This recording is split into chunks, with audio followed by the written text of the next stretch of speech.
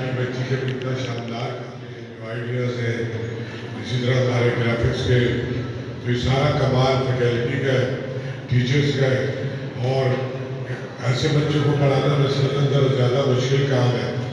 تو یہ ہمارے ادارے کا بہرحال بہت بڑا ایک کنٹریبیوشن ہے سوسائٹی میں، اور یہ دوسرے لوگوں کے لیے مشعل راہ ہے جو ہمارے ڈفرینٹلی ایبل بچوں کو یہ سمجھ کے اپنے سماج سے باہر پھینک دیتے ہیں.